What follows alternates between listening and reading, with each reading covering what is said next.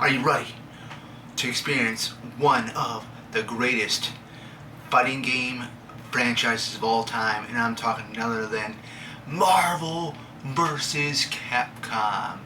I actually own three of the four games. I own Marvel vs. Capcom 2, which is by far the best one in the franchise. I also own Marvel vs. Capcom Infinite, and I also own on digital on the PlayStation 4 Ultimate Marvel vs. Capcom 3, and I played Marvel vs. Capcom 1. And my favorite, like I said, is this one. I just got the PlayStation 2 back up and running yesterday, and was able to play it. Actually, the system actually works, and it's actually able to play this. So, where was I when the first one came out? I believe I was in high school when the first game came out.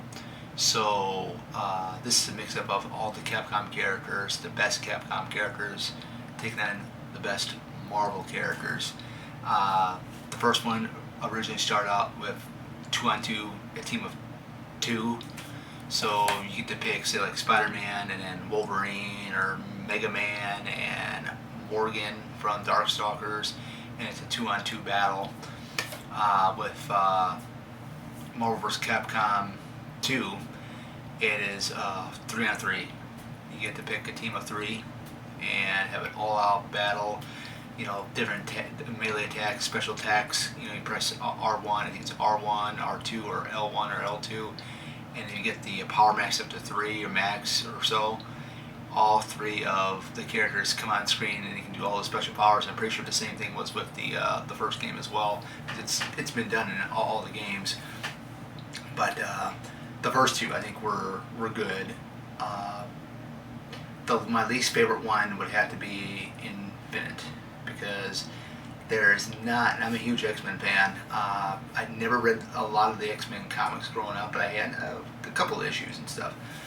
But in Marvel vs. Capcom Infinite, there is no X-Men to play with on that, and that was a huge bummer for a lot of X fans, especially me. But I still got it because you got Spidey on there, you got Ghost Rider, Captain America, and over on Capcom side you got Chris Redfield and Nemesis for that one.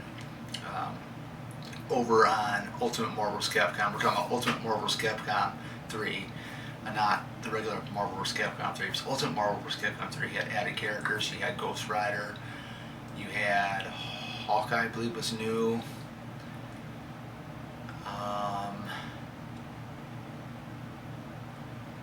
You also had Jill on there, but she was like a DLC character. So I bought the Ultimate Marvel vs. Capcom 3 Deluxe Edition that was on sale on the PlayStation Store. So I got Jill Valentine. I got all the skins, all that. It's really, really cool. So my favorite version of Jill, because Jill's only been in 2 games. She's been in Ultimate Marvel vs. Capcom 3 and Marvel vs. Capcom 2. They got her in Ultimate Marvel vs. Capcom 3 as the Jill from Resident Evil 5. The suit I liked. I've always loved Jill Valentine, but my favorite outfit for Jill Valentine is her classical one that she had in the very first Resident Evil game. So that is that. If I had to choose which Jill Valentine I like to play as more, I would probably say the Jill Valentine from this game here, because it's the classic Jill Valentine that all those Resident Evil fans love. Let's see here, what else we got. If you ever played like X-Men Children of Atom, Marvel superheroes, X-Men vs. Street Fighter, all that stuff, all those Marvel fighting games, all the characters on this game were in those games. So it's a clash of all those games put into one. So you get there's a thing with this one that you get. The longer you play it, you play in gameplay modes. There's 7 stages to get to the final boss, and if you beat it, you get rack up all these points, and you go to the secret factory where you can go to shop and you can buy the characters. So there's 56 playable characters on here. some of them you have to unlock spirals on there. Silver Samurai, Chun-Li, Morgan, Dan, Cammy, Roll, which is Mega Man's little sister. You have the Sentinel from the X-Men that are in this. You got a different version of Wolverine. He's got the shorter claws. You also have the one that has the longer claws that's already on the default setting, which is one that you already have when you play the game, but you got the short claw one where you had to buy. You also have Thanos. You also have Magneto. Blackheart from the Ghost Rider comics is in here. Just very, very fun stuff. For Marvel vs. Capcom Infinitive, I did buy a DLC character. My DLC character that I bought on this was Black Widow. I think they could have added more. I wish they would have done 56 characters on here. I wish they would have brought in some of the characters from Ultimate Marvel vs. Capcom 3 that weren't in this one over to here.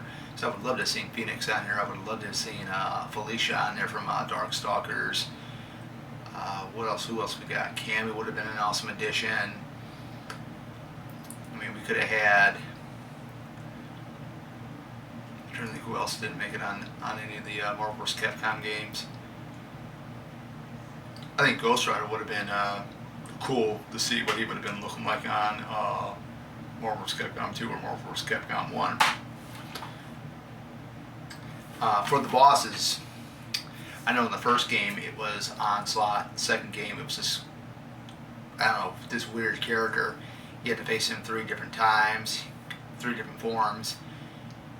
The Ultimate Marvel vs. Capcom 3 / Ultimate Marvel vs. Capcom 3 or Marvel vs. Capcom 3, it's a tongue twister. MVC3 or Ultimate MVC3. It's a Galactus is the final boss. And on here it is Ultron Sigma. Now, X-Men vs. Street Fighter, that was pretty interesting because the final boss is Apocalypse, an X-Men villain, one of the well-known X-Men villains of all time. I got a buddy of mine, him and his brother are big X-Men fans. I don't know if they've read all the comics or not, but I mean, I know I'm a diehard X-Men fan myself, but I've not read everything of the X-Men. But that doesn't mean you're not considered a diehard X-Men fan.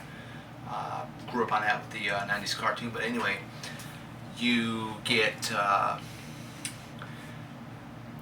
lot of great bosses, and the sizes are even awesome. And I also wanted to mention Juggernaut, who was in X-Men: Children of Atom and Marvel vs. Capcom 2. Just the size of it that they do with these characters is just amazing. So it'll be really interesting to see if they ever do another Marvel vs. Capcom game. I own every single one except for the original game, and I really, really wish that PlayStation or Sony, whoever it is, either between the two of them, would add Marvel vs. Capcom 1 to the PlayStation Store so that we can buy the game. That would be awesome because they had just came out with pre-orders for Ultimate Marvel vs. Capcom through Arcade 1-Up. And I had this game sitting on my shelf, or on my Calyx shelf over here. And the Arcade 1-Up cabinet for Marvel vs. Capcom 2 is $499. That's basically $500.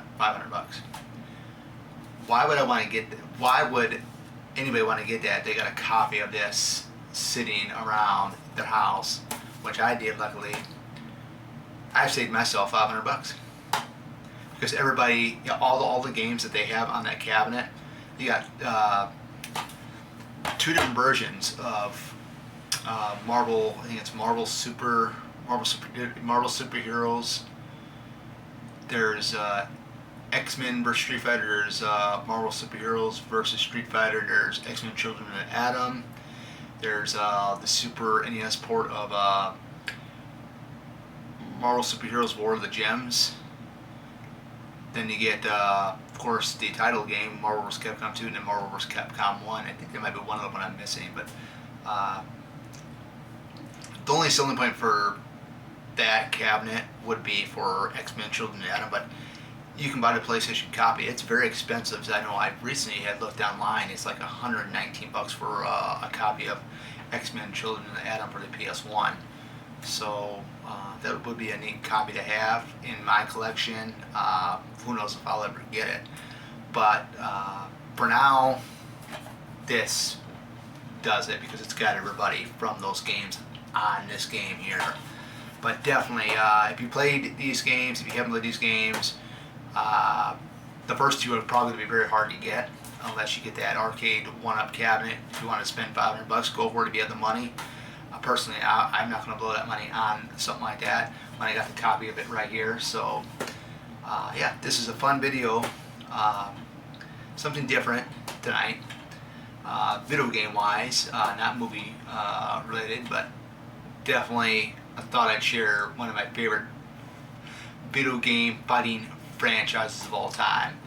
You can't get any better than this. But other than that, guys, take care, and I'll see you guys in the next video.